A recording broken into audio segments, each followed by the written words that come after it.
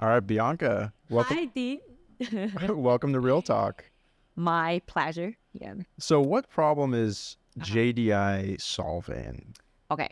So I think JDI is solving a problem to connect Web3 with people and to have a real use case to help people to make their life better. Meanwhile, to enjoy the benefit of Web3. Hmm. And you can think about like for Bitcoin. So Bitcoin won't scale without the support from miners and these mining machines, right? So if we want to have more people to enjoy the benefit of Web3, we have to have the physical part. Hmm. That's part of the DePIN, right? The physical part. So JDI as a manufacturer, so we are producing these devices to support this ecosystem to connect people with Web3. Through these devices, so people can enjoy the modern life. Meanwhile, they can make token, they can make money through these mechanics. Yeah. What are the key features of these devices that makes them Web3? So you can think about these as like electronics you are using as a vehicle tracking devices. It's Wi-Fi devices and that's this and that. But meanwhile, you can think about them as a new type of mining machine. So and the users can use these devices to make their life more modern, to enjoy the functionalities.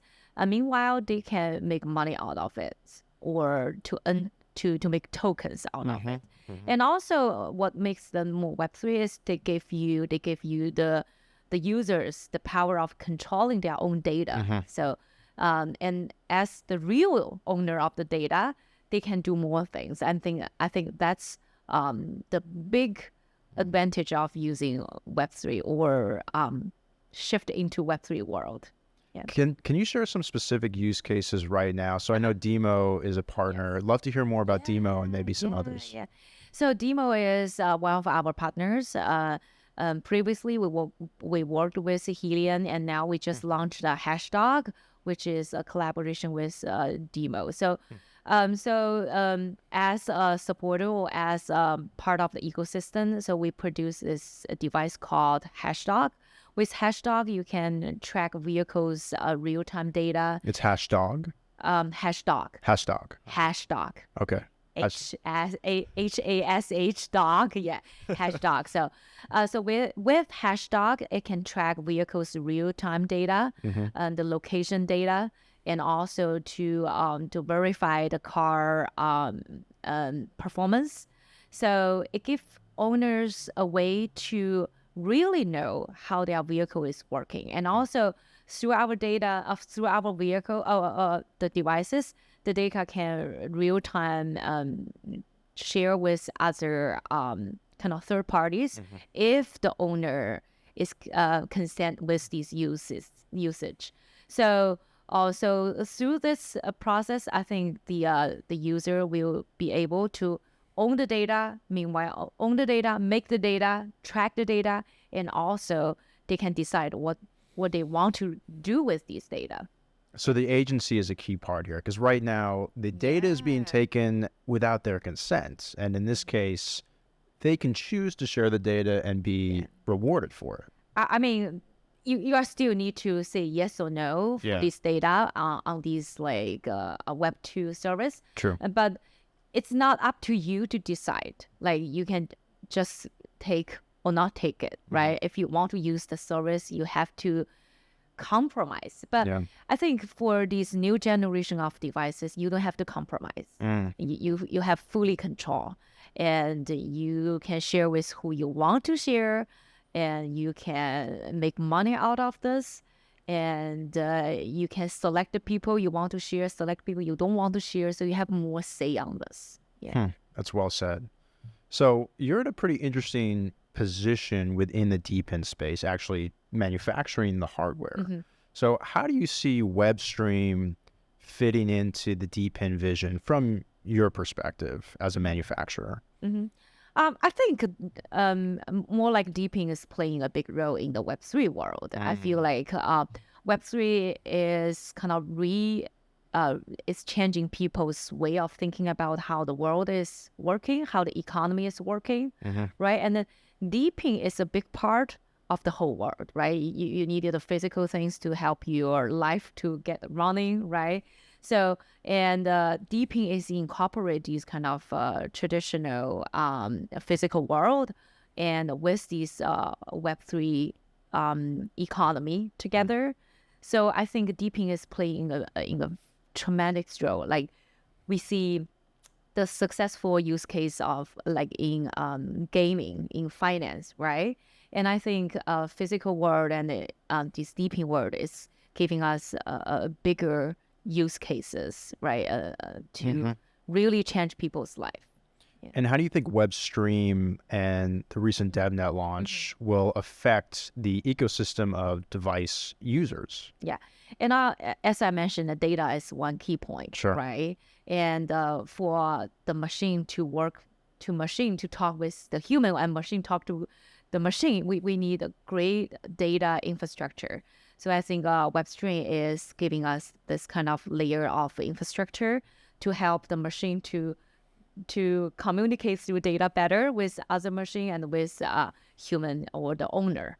So I think that's very important. And also it gives us a very kind of unified standard. So I think it's giving important support of the whole ecosystem. Yeah. So, and I think a Hashdog is incorporated with a WebStream infra. Yeah. Right. So you mentioned Demo. Are there any other projects that you're super excited about using JDI devices? Oh, yeah. For example, Helium. I think 40% of the devices are empowered by JDI. Is that right? Wow, Yeah. that's a huge amount. Yeah, that's a lot. And also now we have Hashdog with Demo, and also we are working with Hive Mapper and WeCryptor. So these projects and JDI is not only playing a role as a manufacturer, we also invest.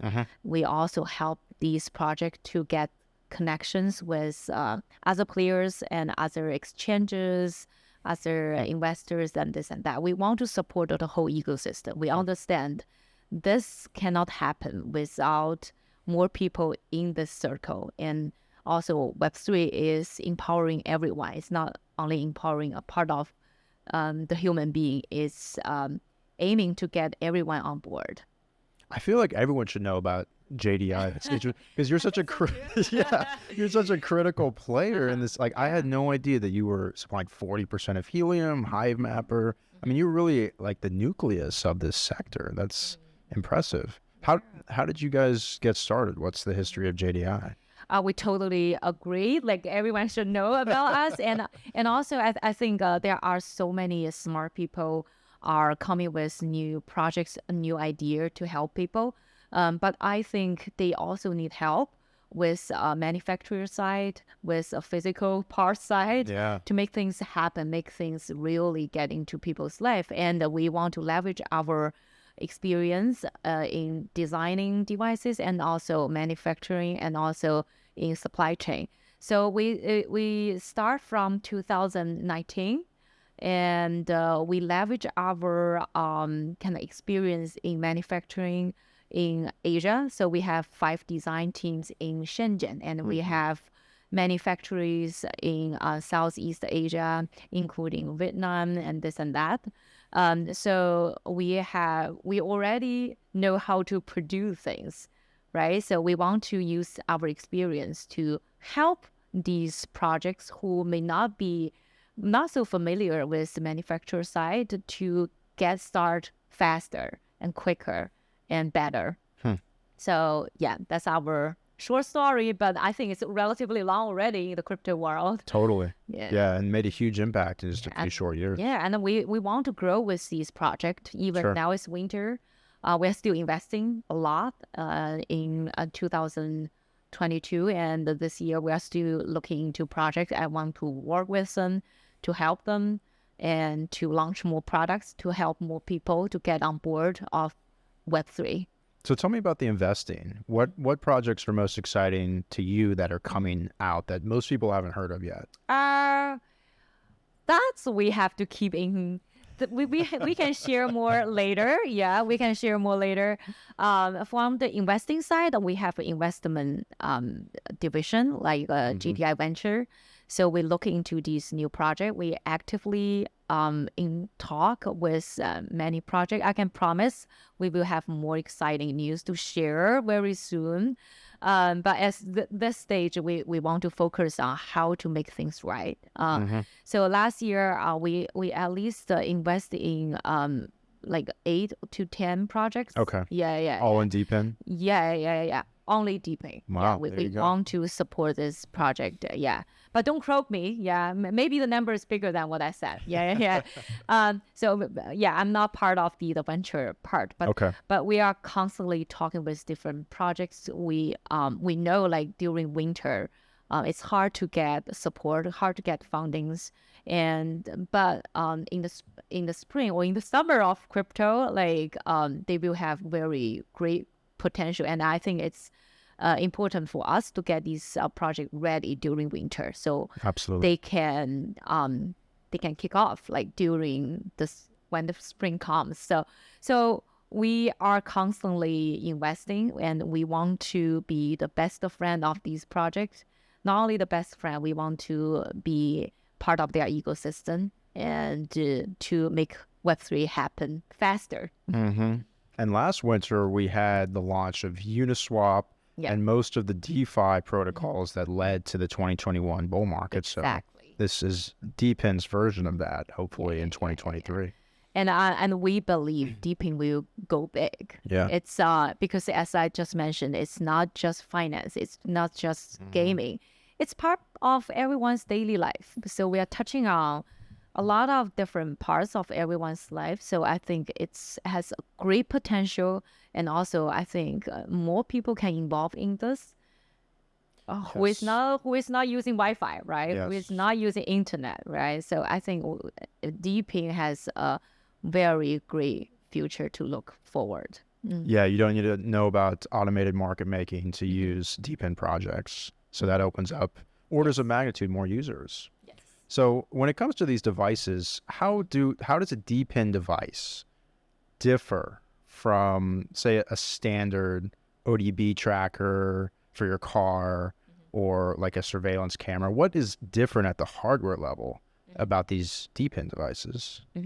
I'm not a hardware person, but I will share what I know about it. Yeah.